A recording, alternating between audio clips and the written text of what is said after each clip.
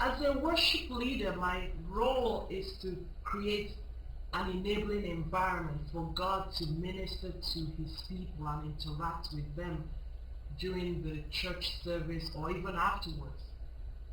And in doing this, I have to bear in mind that God is sensitive, and he has to approve of the songs that I select, the musicians that I choose to minister with me, or what we do on at the altar when we minister. From the song selection to the performance, I have to constantly bear in mind that God is the reason why we're doing what we're doing, and we have to please him. So that is my primary goal, is to please him, because when God is pleased, he visits his people. He touches them tangibly and evidently. That's when you see marriages restored. That's when you see finances healed. That's when you see sicknesses healed during the church service or after. That's when you see sin-hardened hearts being broken, and people falling on the altar and repenting and dedicating their lives to God. And the worship minister has to be sensitive to create an environment where God can touch his people. So for me, it's all about invoking God's presence in his house and then stepping out of the way. It's not about me. I'm not the one who ministers to people. I'm not the one who can solve their problem, but I can at least open the door for him to come in and do what he needs to do. And so bearing that in mind, I have to have that mindset that this is not my show. It's not about my skills. It's not about my gifts. It's not about my physical appearance. It's about being a gatekeeper that will open the door to the Spirit of God to come in and minister to his people.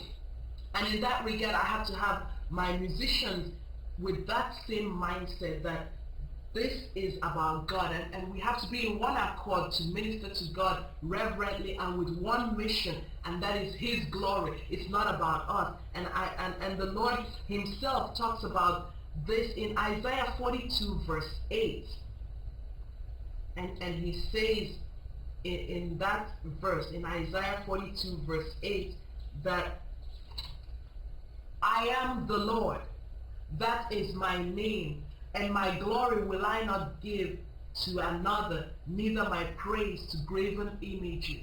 And graven images in this context is not only talking about idols, it's talking about anything that is created, anything that is man-made, anything that is not God. And God is saying, I will not share the stage with anybody. I will not share the spotlight with anybody. And so as a worship minister, I have to bear that in mind, that I cannot minister and expect to have the spotlight with God. I am merely a gatekeeper to open the door for him to come in. So he's the one who, this show is all about him. It's not about me. And my musicians have to have that same mindset. And my role is to partner with God in his church building and sanctification process by communicating his mindset and purpose through my administration. And that begins right from Sunday, the Sunday before my administration, a week before. I have to constantly be asking the Lord, what do you want done next Sunday? I have to be in an attitude of prayer and meditation to know what God is thinking, what is his concern about his church, and how can I convey that? How can I help him? How can I partner with him so that he can reach his people? And that reflects in the songs that I choose. It reflects in how we minister when we come up at the altar. And the whole point of it is that I need to be in such a mindset that he can touch the people's hearts. He can be there to heal people's souls and minister to them in the way that they need to be ministered to. And because he said he will build his church. And so my goal is to help in that process, not to usurp that purpose from him, or that responsibility, but it is to be a partner with him. And when we think about worship and ministration, it is so important to be in one accord, all the ministers, all the music ministers, and to be in an attitude of reverence and with a mindset of pleasing God. Because when God is pleased, he demonstrates it tangibly and evidently. He reveals himself in ways that are just so awesome and beautiful, because he compels us through his presence to really think about the fact that he exists and he is in our midst.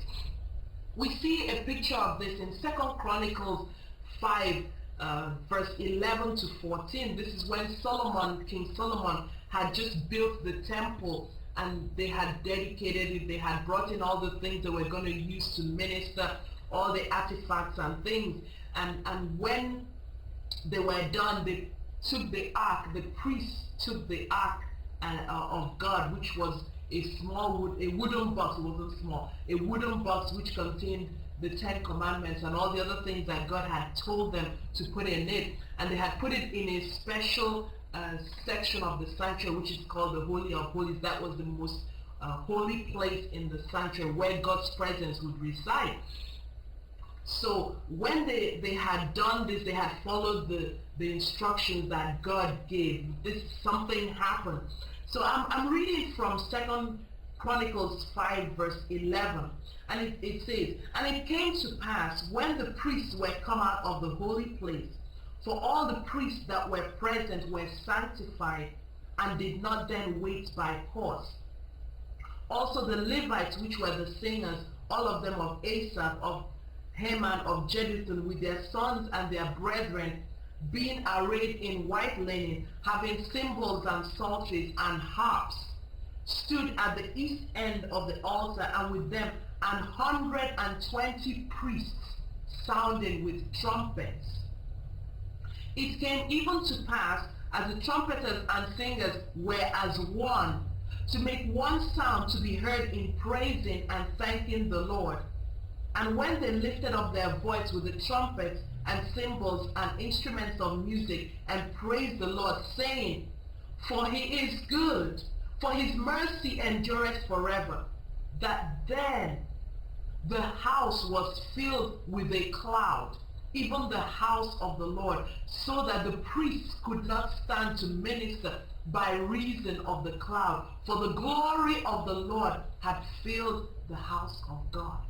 These musicians, who were also priests, 120 of them, and then singers, everybody was in the right mindset. They were all in one accord, and they were here singing and praising the Lord. And then all of a sudden a cloud descends in the house of God, in the sanctuary, and they could not minister because this cloud was so thick. I mean, God was so pleased that he had to reveal himself. He had to manifest himself in a way that they couldn't even praise anymore. I mean, God was so moved that he's like, "No, I've heard enough. I'm going to appear to you in a form that you will not even be able to praise me anymore, because I am so overwhelmed with what I'm hearing and seeing." And as a music minister, that is the goal.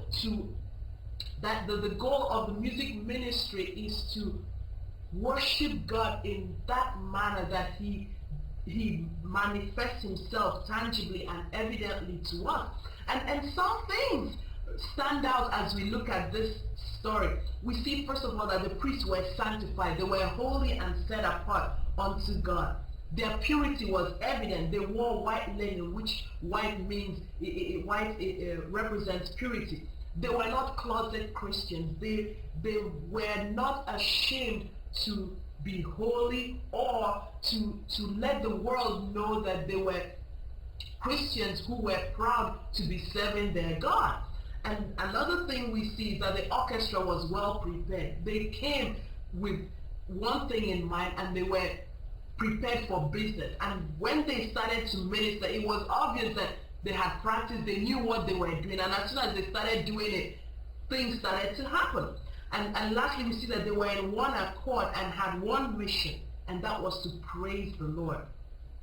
And in closing, there's something that comes to mind. It's from John the Baptist, who was the forerunner of Jesus Christ. When the people came to ask him, who are you and what is your mission? And John the Baptist had this to say. He said, John answered and said, I'm reading from John chapter 3 verse 27. John answered and said, a man can receive nothing except it be given him from heaven. Ye yourselves bear me witness that I said, I am not the Christ, but that I am sent before him. He that has the bride is the bridegroom. But the friend of the bridegroom, which standeth and heareth him, rejoiceth greatly because of the bridegroom's voice. This my joy therefore is fulfilled. And this is the clincher. He must increase, but I must decrease. And so as a music minister, we need to think of ourselves as the friend of the bridegroom. We are not the bridegroom, but he is, but we're just merely friends. And that our mindset must be that we must decrease while he increases.